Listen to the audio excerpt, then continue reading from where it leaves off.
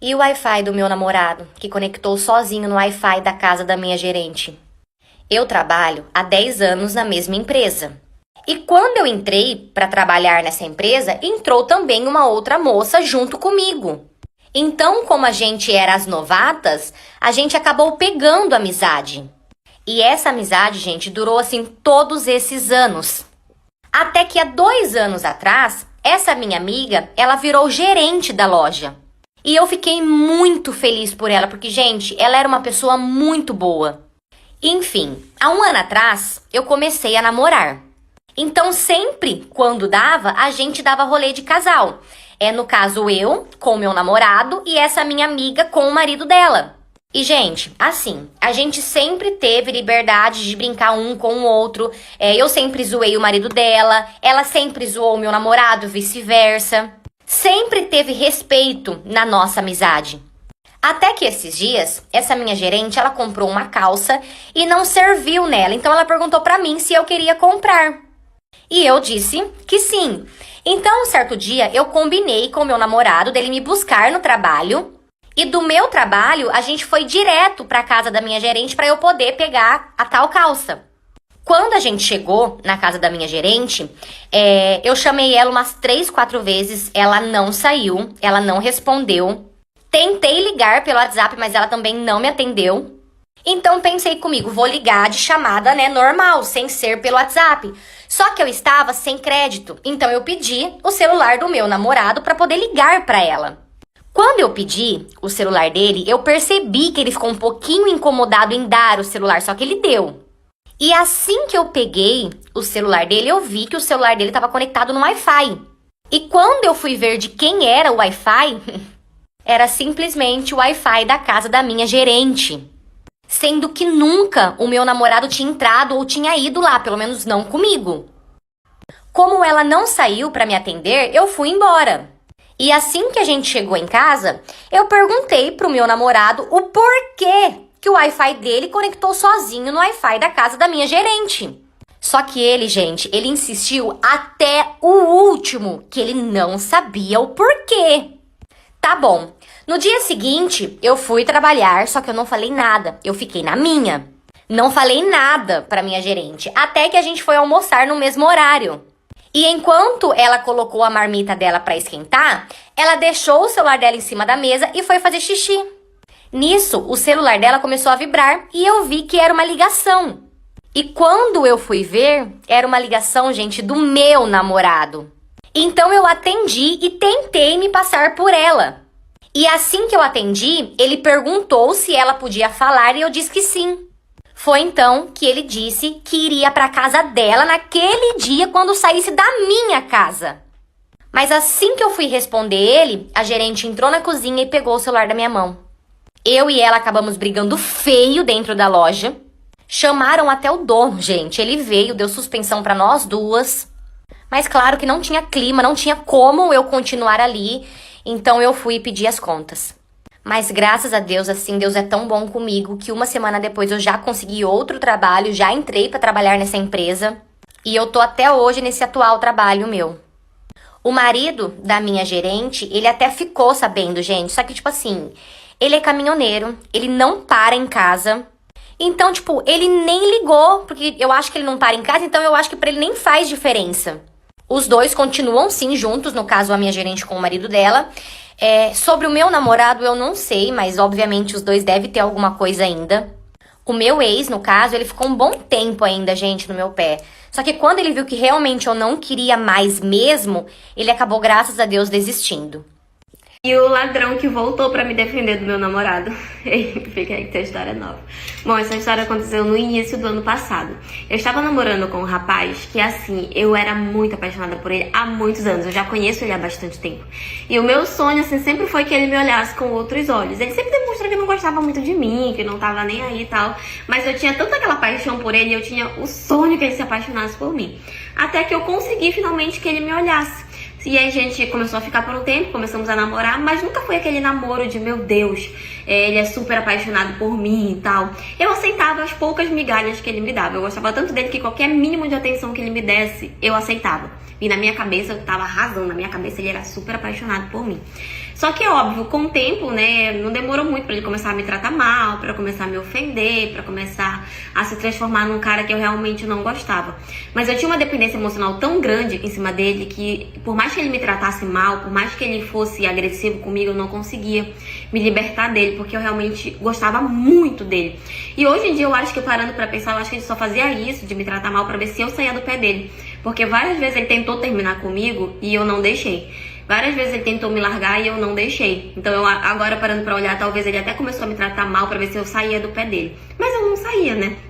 Enfim, até que teve um dia no início, né, do ano passado, que a gente estava andando na rua e, como sempre, nós estávamos brigando e discutindo. Nem lembro exatamente agora o motivo pelo qual a gente estava discutindo. Mas a gente estava andando na rua, era por volta de umas 8 horas da noite, não tinha ninguém na rua. E a gente estava andando em direção para eu ir embora para minha casa e a gente estava andando no meio da rua discutindo, batendo boca mesmo. Até que parou um rapaz do nosso lado, esse rapaz parou de bicicleta. Parou do meu lado, mostrou uma faca e tudo e pediu os nossos celulares, né? Carteira, bolsa, enfim, o que a gente tivesse. Ele estava nos roubando, né? Na hora a gente só pensou em entregar, entregamos as coisas. Ficamos super nervosos e tal, e aí ele saiu com a bicicleta. Só que na hora que ele saiu, parecia que não tinha acontecido nada, porque eu e meu namorado voltamos a brigar. Só que dessa vez, o meu namorado começou a me culpar pelo assalto, falando tipo assim: ah, tá vendo, é culpa tua, porque se tu não tivesse pedido pra eu te trazer andando, a gente não tinha sido assaltado, não sei o que. Tipo, ele começou a me culpar. E falando muito alto, e eu já tava com raiva, comecei a bater boca de volta, enfim. A gente ficou batendo boca. E nisso eu não percebi que o rapaz que tinha assaltado a gente tinha parado. Pra mim, tinha ido embora, não tava mais vendo nada ao nosso redor, tava vendo só o meu namorado e a briga que tava acontecendo. Não vi que ele tinha parado e que ele tava olhando a gente discutir. Até que a gente brigando, eu acabei ofendendo esse meu namorado. E a reação dele foi me dar um empurrão. E quando ele me empurrou, eu caí no chão e acabei ralando o meu braço em cima de algumas pedras que tinha lá. E na hora que eu caí no chão, que eu me ralei, eu só vi o rapaz que tinha assaltado a gente vindo por trás e jogando o meu namorado. Tipo, ele foi pra cima dele, começou a bater nele, falando que ele tinha que respeitar a mulher, que ele era muito covarde, como é que ele tinha coragem de agredir uma mulher no meio da rua daquele jeito, não sei o que. O cara que tinha assaltado a gente simplesmente voltou pra me defender do meu namorado. Tipo, ele foi pra cima dele e começou a bater nele. A minha preocupação foi que ele pegasse a faca que ele tinha, porque ele mostrou pra gente uma faca. Minha preocupação foi que ele pegasse a faca e de repente começasse ali a machucar mais ainda o meu namorado, né? Então eu me desesperei. Comecei a gritar, tipo, pedindo pra ele sair e tudo, até que apareceram algumas pessoas e apartaram a briga. Meu namorado foi embora, me largou lá, sozinha, e eu fiquei acudindo o cara que tinha assaltado a gente. Tipo, levantei ele, ajudei ele e tal, agradeci por ele ter me defendido e tudo. E aí eu acho que ele ficou com tanta pena de mim que ele me devolveu os celulares e o dinheiro que ele tinha roubado. Virou pra mim e falou que a minha vida já tava uma desgraça. Gente, olha o que ele falou. Ele disse que a minha vida já tava uma desgraça por si só. Que eu não merecia ainda ser assaltada. E aí ele me devolveu todas as coisas. Eu fiquei muito agradecida, né? Eu fiquei até aliviada de pegar meu celular de volta, meu dinheiro, agradeci a ele e tudo, e ele foi embora. E aí, tipo, eu voltei pra casa e foi aí que caiu a minha ficha, sabe? Que eu percebi que realmente aquela vida não era pra mim. Então, no outro dia eu fui até a casa do meu namorado, a gente conversou, ele se desculpou comigo, eu me desculpei por ele e com ele, por tudo que eu tinha feito, por todas as coisas, e ele se desculpou comigo e a gente acabou terminando ali. E foi a melhor coisa que aconteceu. Eu devolvi pra ele o celular também, que o rapaz tinha me devolvido com a carteira dele e tudo. E a gente encerrou aquele relacionamento. Hoje em dia, quando eu paro pra lembrar disso, eu acho até um pouquinho de graça, sabe? Porque eu fico, meu Deus, como é que o cara que tava me assaltando, de repente, voltou pra me ajudar e ainda devolveu o meu celular e disse que a minha vida era desgraçada o suficiente, que eu não precisava ainda ser assaltada. Nunca mais vi esse rapaz em lugar nenhum, nunca mais vi na rua em lugar nenhum. Sou muito grata a ele, apesar dele ter me assaltado, eu sou muito grata a ele pelo que ele fez. Hoje eu já superei o relacionamento, tô vivendo minha vida, tô vivendo bem, e quando eu lembro dessa história eu só acho graça de tudo isso que aconteceu. É claro que poderia ter sido muito pior, né? Graças a Deus não foi, e graças ao rapaz também que foi me assaltar e no final acabou me ajudando. Mas enfim, essa é a história de hoje, e foi isso. E a amante do meu marido que devolveu ele pra mim quando ele ficou doente. Fica aí que tem história nova. Bom, eu conheci o meu marido quando eu era adolescente. Nós namoramos por muitos anos e tivemos 2 filhos. Eu sempre gostei muito do meu marido, sabe? Eu sempre respeitei muito o nosso casamento. Eu pensava que tínhamos um casamento muito bom. Ele nunca deixou faltar nada dentro de casa. Ele nunca faltou como marido, ele nunca faltou como pai. Então, tudo isso me fez ter a ilusão de que nós tínhamos um casamento muito bom. Até que depois de 15 anos casados, eu descobri que ele estava me traindo. Que ele tinha uma amante, e essa amante era uma mulher que trabalhava no mesmo local que ele. E ele já estava me traindo com ela há 2 anos. E assim, eu fiquei tão triste, gente. Nossa, a decepção foi tão grande, mas tão grande, que eu quis me separar de imediato. Eu jamais ia aceitar um negócio daquele, sabe? E ele não fez nem muita questão de ficar assim, tipo, de insistir ou coisa assim. Ele aceitou a separação com muita facilidade. Eu acho que ele tava realmente apaixonado por ela, porque ele aceitou com muita facilidade. Eu fiquei extremamente magoada, mas nós tínhamos 2 filhos juntos, então a gente teria contato eternamente pro resto da vida. E aí ele continuou sendo o pai presente, como sempre foi, mas a gente realmente se separou. E assim, eu não tinha muita coisa o que reclamar dele, sabe? Ele sempre fez muita coisa por mim, apesar da gente ter tido essa questão dele ter me traído, tudo, ele ter quebrado a minha confiança. Ele teve muitas qualidades, ele me ajudou em vários momentos da minha vida. Então, tirando essa questão, eu tinha uma certa gratidão por ele, por outras situações da nossa vida. Ok, já fazia uns 7 meses que nós estávamos separados. Eu morava na casa, fiquei morando na casa, eu e os meus 2 filhos, e ele foi morar na casa dessa mulher, passou a viver com ela e, tipo, já tava praticamente superando ali o fim de tudo, tava vivendo a minha vida, até que ele sofreu um acidente. E nesse acidente ele acabou tendo uma lesão na coluna que impediu que ele andasse por muito tempo. Ele ia precisar de fisioterapia, ele ia precisar de massagens, medicamentos, disso, daquilo. Então ele realmente ficou impossibilitado, ele não podia fazer muita coisa sozinho. Ele não conseguia, na verdade ele precisava de ajuda para tomar banho, ele precisava de ajuda para ir no banheiro, ele precisava de ajuda para se vestir. Então ele ficou limitado a muita coisa. E aí quando ele sofreu esse acidente, ele foi pro hospital, tudo, levei os meus filhos para visitar e ele voltou para casa da mulher. Só que a mulher não aguentou. Ela não aguentou ter que cuidar dele naquele estado. Ela não aguentou ter que dar banho nele, ter que ajudar ele a se vestir. Ela, tipo, não tinha mais muita vida, sabe? Ela só tinha ele. E ela não podia deixar ele sozinho. E aí, quando ela soube que a recuperação dele demoraria mais de 1 ano para ele se recuperar completamente, ela desistiu. E sabe o que ela fez? Ela pegou ele, catou todas as roupinhas dele e levou pra minha casa. Bateu na porta da minha casa e quando eu abri, lá estava ela e ele na cadeira de rodas. E ela falando que ela não aguentava mais, que ela não tinha vida mais, que ela não tinha obrigação nenhuma com ele, que como eu era a mãe dos filhos dele, eu ainda era esposa, porque o nosso divórcio não tinha saído, eu tinha a obrigação de cuidar dele porque ela não aguentava mais. E aí, tipo, ela só largou ele na porta da minha casa e foi embora. Eu fiquei olhando aquela situação sem acreditar, sabe, que ela tinha feito aquilo. E ele tava, tipo, todo cabisbaixo, todo triste. Eu acho que ele tinha tido uma briga pra lá, alguma coisa assim. E assim, ele não tinha família na cidade, né? Eu era a única pessoa conhecida, digamos assim. Porque a família dele era tudo de outro estado. E aí, quando ela botou ele na porta da minha casa e falou tudo isso, eu fiquei até com pena dele, eu não vou mentir pra vocês. E eu fiquei, tipo, pensei muito na possibilidade de falar pra ele, não, vai embora e se vira. Mas, gente, ele não tinha ninguém. Não tinha absolutamente ninguém na cidade. E ele era o pai dos meus filhos. Eu fiquei com pena dele por toda a situação e deixei ele voltar pra casa e passei a cuidar dele. Só que assim, eu cuidei dele, tudo, ajudei todo na questão da recuperação dele e tal. Mas a gente não dormia no mesmo quarto, nós não tínhamos um relacionamento de casal, porque eu não tinha intenção de voltar com ele.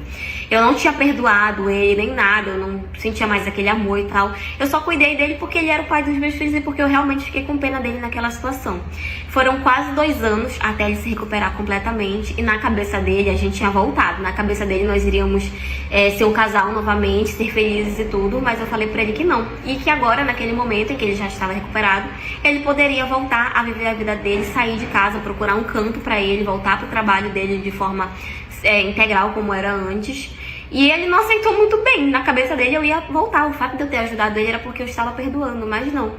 E como eu falei, eu só ajudei a cuidar porque ele era o pai dos meus filhos e porque eu realmente fiquei com muita pena dele.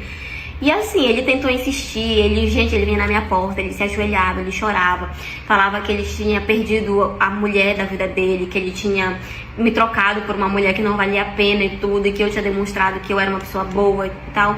Ele vinha, gente, ele se ajoelhava na minha porta, ele chorava, implorando pra que eu voltasse com ele, mas eu não voltei. Falei pra ele que eu tinha muita gratidão por várias outras coisas que ele tinha feito por mim e que em mim ele sempre veria a mãe dos filhos dele e uma amiga se ele precisasse, mas que ele nunca mais me veria como uma mulher, como uma esposa, que aquilo já tinha passado. E realmente passou. Muita gente me chama de besta, de burra e tal, tipo, como é que você teve coragem de cuidar do cara que te traiu e não sei o quê. Mas só eu sei o que passou pela minha cabeça e pelo meu coração naquele momento e os meus motivos que levaram a ajudar ele no momento em que ele precisava. Eu já perdoei, não sinto raiva, não sinto ódio, não sinto nada. Eu apenas sinto, assim, até uma certa pena por realmente ele ter destruído um casamento tão bom por causa de uma mulher que não valia a pena. E eu espero que ele possa seguir a vida dele, porque eu mesma já tô seguindo a minha e não pretendo jamais, nunca, em hipótese alguma, voltar com ele. Mas enfim, essa é a história de hoje. E foi isso. Vou contar pra vocês da vez que o meu namorado fez um Y no corte de cabelo, sabe, como homenagem romântica. Só que o único detalhe é que meu nome é Júlia. Mas calma que piora. Tipo assim, quando eu comecei a ficar com ele, eu tava naquela vibe, tipo, mano, eu não quero namorar agora, sabe? Tipo, eu não tô nessa vibe e tal. E ele correndo atrás de mim. Aí eu tive a brilhante ideia de fazer um contrato de namoro. O contrato era o seguinte: o nosso relacionamento ia ser tudo que um namoro tem de bom, e a gente ia excluir as partes ruins de um namoro. Mas é muito otária mesmo. O contrato era assim, presta atenção. A gente não podia sentir ciúmes, não podia se apaixonar. Vocês já sabem o que vai acontecer, né? Exatamente, eu tomei bem no olho do meu. Não podia mentir um pro outro em relação ao que a gente sentia. E aí as coisas que podia era ficar com outras pessoas e também ficar de casal no rolê, mas só naqueles que tinham amigos em comum. Se tinha gente diferente, a gente não podia ficar. Cara, eu simplesmente fiz uma coisa perfeita pra um homem. Cara, que idiota. Mas aí, beleza, no começo era tudo mil maravilhas, tava tudo certo, a gente tava se amando, só que, tipo, só com as partes boas. Até que ia rolar, era época de festa junina, e aí aconteceu uma quermesse que, tipo assim, durava 3 dias a quermesse, sabe? Iam ser 3 dias de quermesse. E aí a gente sentou pra conversar, né? Porque a gente vivia em cima desse contrato, então como ia ser? Como que a gente ia ficar num lugar público? Aí a gente combinou que a gente ia ficar de boas, como amigos, e se tivesse alguém no nosso meio que um dos dois já tivesse ficado, a gente ia contar um pro outro ficar ciente. Show de bolas, show de bolas. O primeiro dia de quermesse, ok, de boa, de boaça. No segundo dia eu cheguei na quermesse, cumprimentei todo mundo, e aí tinha uma menina diferente lá. Eu senti dentro de minha alma que tinha alguma coisa errada, que eu achava que ele tinha ficado com aquela menina. Mas pensei comigo, impossível, porque nós temos um contrato. Beleza, quando eu tava indo embora pra minha casa depois da quermesse, a minha irmã me contou que ele tinha ficado com essa menina um dia antes, no after que ele foi. E digo mais, tinha ficado mesmo, assim, na ficância mesmo, tinha ficado. E que tinha até um vídeo rolando por aí, rolando mesmo. E aí, minha filha, eu saí de mim, eu fiquei... Mano, por que ele não seguiu o contrato, velho? Tipo, a gente tem um contrato, mano. E, tipo, mano, tá registrado em cartório, sabe? Tipo, isso dá um problema, isso dá um B.O. Não, fiquei indignada, porque na minha cabeça tava proporcionando tudo de bom pra aquele homem. E ele simplesmente não tava nem aí. Resposta, sim, ele não tava nem aí. Beleza, no outro dia, mandei mensagem pra ele, esculachando. Ele simplesmente me respondeu que não queria que acabasse o nosso contrato, porque achava que a gente tinha uma conexão, etc e tal. E você acha que eu acreditei? E perdoei? Com certeza. Aí, 15 dias depois, ele me chamou pra ir pra casa dele pra me apresentar pros pais dele. Aí eu falei, tá ficando uma coisa mais bacana. E aí eu te digo, engano meu, não tinha nada ficando bacana. Porque começou a chegar em mim umas fofoquinhas de que ele estava ficando com outras meninas. E eu simplesmente não podia fazer nada. Por quê? Porque quem fez o contrato fui eu. Em contrapartida, eu não estava ficando com ninguém. Por quê? Porque eu não conseguia. Mas ele, meu amor, estava seguindo à risca aquele contrato. Realmente, ele estava com as partes boas de um relacionamento. Mas as partes boas pra quem? Pra quem? Que eu que fiz o contrato e eu mesma que tomei no meu. Beleza, certo dia, me chega um queridão com Y na cabeça. Aí eu olhei e falei, gente, o que é isso? Mudou a escrita do Jólia? Mudou. O J virou Y no alfabeto, não tô entendendo. E aí eu perguntei pra ele, falei, é para alguma menina? Para alguém do sexo feminino? Aí ele, não, amor, por causa que, tipo, sabe o que aconteceu? Eu fiz uma aposta com o meu parceiro, com o meu parça. E aí eu tive que pagar fazendo Y, porque é a inicial do nome dele. Adivinha se eu acreditei? Claro. Menina, 2 dias depois, 2 dias depois, uma certa Yasmin comentou a foto dele. Lindo, meu amor. Vem cá, Henrique, por acaso a Yasmin é o teu parceiro? Yasminho. Mas o querido abençoado sustentou que não era pra Yasmin, pra Yas. Era de fato pra um amigo dele. Beleza, depois disso ele me mandou uma mensagem dizendo que ele não tava muito bem, que ele precisava de um tempo pra ele, mas que não era nada comigo. Aquela velha história do problema não é você, sou eu. Essa. Aí ele arquivou todas as fotos do Insta dele, do Instagrammer, tirou a foto de perfil, se isolou de todo mundo. Todo mundo. Amor, coisa de mais ou menos uma semana, em média, ele me manda uma mensagem dizendo: o Smart. Oi, então, acho que não tá mais rolando para mim continuar com o que a gente tem. Assim como você disse, se algum dos dois estivesse passando por problemas, a gente terminaria. Então, assim será. Assim será. Nossa, Shakespeare. Eu arregaçada por dentro, querendo rasgar o meu look com as minhas próprias mãos, só respondi: tá tudo bem. Agora eu vou te contar uma coisa que, menina, você não vai acreditar. Neste mesmo dia, a depressão dele passou. Foi embora. Que loucura, não? Voltou pras redes. Juro pra ti, o problema foi embora. Que coincidência, não? E eu vou te falar uma coisa. Nessa, eu me superei. Superei. Ai, ai, Julia Paris. Você, meu amor.